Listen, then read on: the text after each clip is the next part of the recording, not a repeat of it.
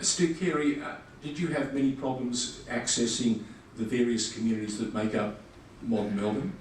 Yeah, that's a good question, and yes, we did. So how did you break that down? Well, I'm not even sure that we did. I think you've got to be honest. Looking back, everyone can be a full-time quarterback and say they did a great job. Clearly, you can always do better.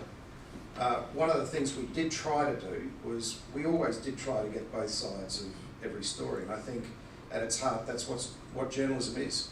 If you can't at least be honest enough to say that you should get both sides, whether you agree with that or not, and let people understand that information the way it's imparted, then you're in the wrong career.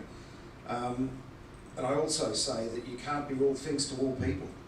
And that's what I'd say tonight. Coming here tonight, I can give a fraction of what I think I know about media. But at the end of the day, whatever I say will either resonate with this audience or it won't. But hopefully what it will do is spark some internal conversation and understanding. I've always said to people, any news service that wants to be all things to all people will fail.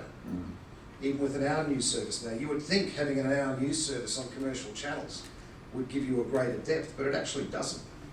I've watched enough of it now to know that you get as much information in a half-hour bulletin quite often if you're into meat.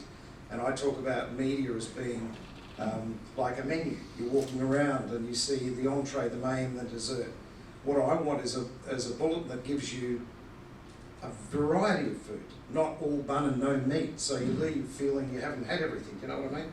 So to answer your question, it was not just our failing to try to get that information. I understand that, and there'd be community leaders here who would understand that there are members of those communities that don't trust the media because they've come from parts of the world where the media is an arm of that propaganda machine of that government or whatever.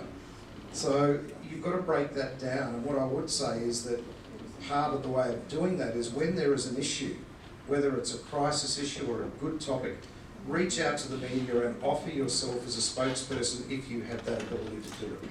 Because what often happens, particularly in a crisis, media will go for the loudest voice and the most controversial voice. So sometimes having a counterpoint to that is a really good place to be.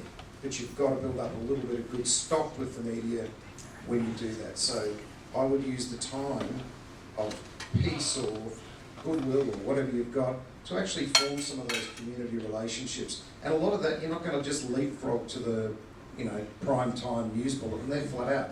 But what you can do is reach out to the local leading newspaper, the local radio program. So you build a bit of a stock, because what happens is we're looking for articulate spokespeople that have got something to say.